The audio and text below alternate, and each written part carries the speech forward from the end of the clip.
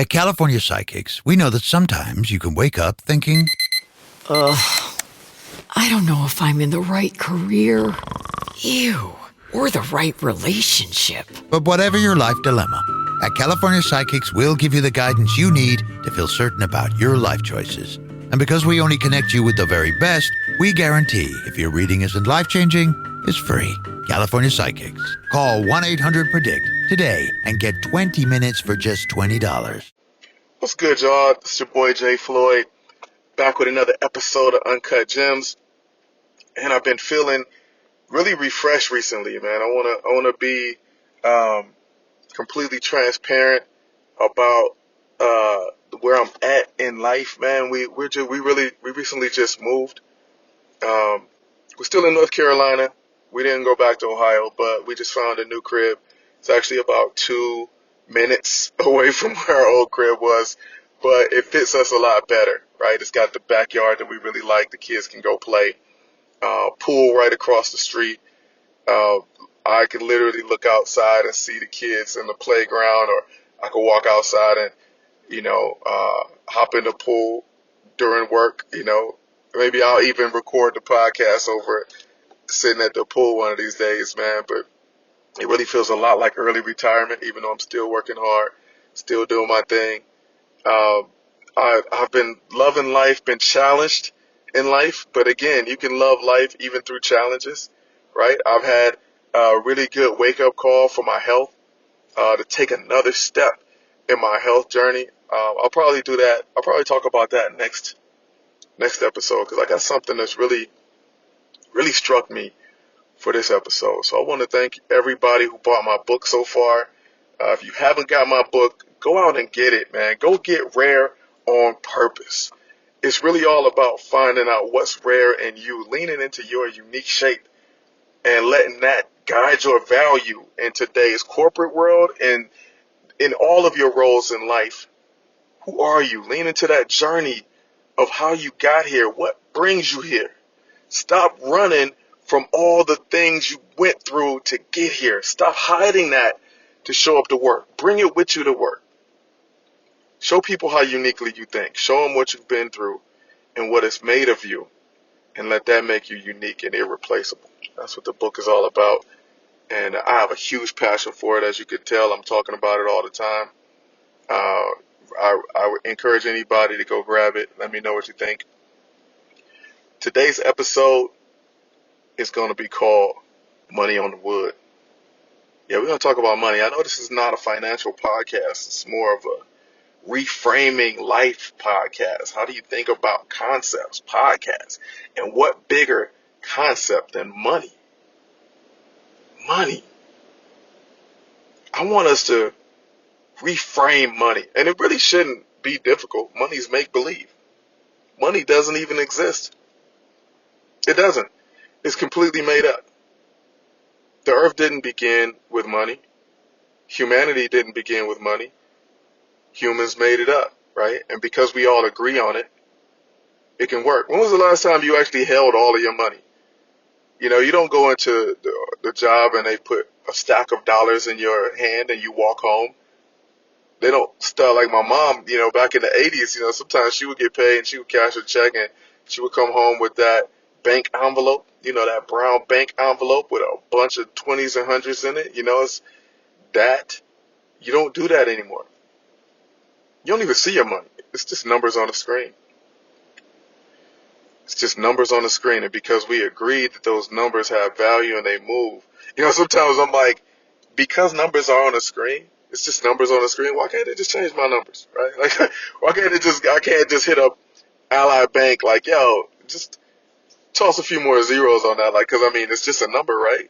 What difference does it make? But that's a deeper subject and that's a little bit lighthearted. But what I really want to talk about is concept of money on the wood. I want to redefine money. This is a space for those of us who know there's more to value than just dollars and cents, right? All of my folks, all of my Rare on Purpose family out there, all of the Uncut Gems fam, if you're here, if you're listening to me, we're building something deeper than a podcast. We're building a movement of people who are trying to lean into exactly who they are, no more pretense, and get all of the value they can out of life. That's why we lean into who we are. We're maximizing our value. Each of us has been through a unique journey, and there's value in that, not just money. And let's talk about that. You know, y'all may see me out on LinkedIn. If you don't, check me out on LinkedIn, linkedin.com/IamJFloyd. I'm a thought leader. I like to put my thoughts out there. You know, it's usually in the realm of either AI, automation, or humanity, right? How do those all coexist? Well, we have to make them coexist, and that's why I'm always out there being vocal. You know, I work at Zapier. I am a data engineering manager at Zapier. I love being a data leader, and I get paid well, right? I have no complaints about what I get paid, what I am compensated. I'm fairly compensated, and I'm super grateful for that. I know that I earned it. I earned it by being 100% me and finding my unique shape, and they pay for that unique shape. But let me tell you something, though. One of the greatest parts of my job really has nothing to do with the paycheck. I get paid in other ways. I get paid in pressure. I get paid in people who sharpen me. I get paid in uncomfortable moments that force me to grow. That's all money. Money on the wood. That's what we're going to call that. I remember growing up in the streets of Cleveland, man, and people say money on the wood. If you hop on the bus, you would see these people playing three-card Monte, and they wouldn't play the game until you took some money out of your pocket and put it down on the bench. They would say, money on the wood, make the bet go good. Money out of sight might start a fight. Money on the wood. Every time I'm surrounded by folks who think differently, who challenge me, who force me to pause, reassess, that's natural friction. I grow. And that growth, and it's like a deposit in my account. That's a deposit. There's way too many of us who run from that. Listen to me. When you feel that tension, when somebody's energy or intellect makes you squirm a little bit, I know we all been there, right? Like you meet somebody, maybe somebody's pumping their name up, hyping them up. Maybe they even got a hype person before you see them. A lot of times we all like that, right? Like it rubs us the wrong way. We'll squirm a little bit. But listen, that's a gift. You don't have to like everybody, but you should respect what they're adding to your growth. If you meet somebody who's sharp, you can learn from them. You meet somebody who's successful, you can glean from them. We get so caught up in comfort that we miss out on caliber. Lean into the friction. Lean into the friction. Learn how to hold space for friction between humans that doesn't turn into an argument. Friction is natural. There's no fire without friction. There's no movement without friction. A car cannot drive down the road without friction. It's literally where the rubber meets the road. And this is how you get sharpened, when you lean into that friction from other people. I've had so many managers. It's almost like I feel like God really, I'm always saying to my wife, God loves me. I know God loves me because I can tell by how tough he's made some of the challenges in my life. They've been tough enough to make me better. It's tough enough to show me he believes in me, right? Everywhere I've been, the manager that I have, almost 9 out of 10 managers I've had, man, they are nothing like me, but they are very sharp. But it's sharp in the opposite way of me, and they sharpen me. And so because of that string of managers I've had, I go away from that engagement. I lean into it, and by the time the engagement's over, I'm sharp in that way that they are too. So now I have multiple sharp edges. You hear me? Multiple sharp edges. I'm not single-minded. I'm not unifaceted. right? So you take all of those edges, and that's money on the wood. I'm valuable. Every time I move to a new opportunity, I have a new blade. I'm valuable. A person with 10 blades is going to get paid more than a person with one. And speaking of opportunities, let's talk about that, because that's payment too. A lot of people out here hurting because their work stopped paying them an opportunity a long time ago. Some of us, man, we're sitting in jobs that haven't grown us in 10, 15, 20 years. No new challenges, no new tools, no new reps on the bench press. And no new reps on the bench press means no new muscles. And even the existing muscles might start to atrophy. So now with AI and automation knocking on the door, a lot of us feel replaceable. Not because they're not talented, but because the environment hasn't required them to grow. So listen, if you like me and your job is constantly giving you new challenges, giving you hard assignments, putting your name in rooms where it stretches you, that's money on the wood. That is money on the wood. That's more than a paycheck. That's a portfolio. That's what we're going to call reputation capital. Reputation capital. You're showing currency and resilience. I can be stretched even in ways I'm uncomfortable and step up to the plate.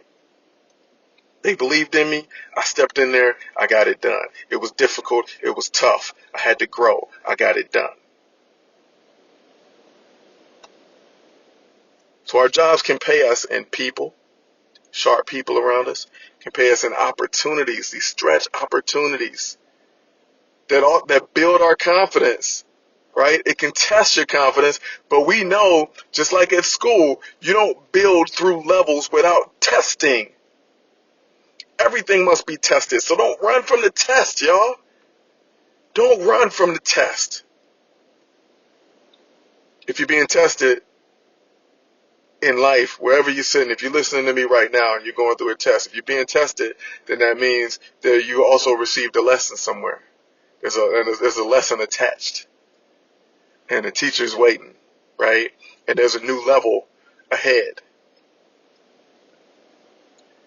And lastly, I want to send some encouragement, man. I know you're probably thinking, like, what if I'm not in that type of environment? What if I don't have that culture that you're talking about? What if I feel overlooked? I'm stuck. I'm unsupported where I work. I feel you.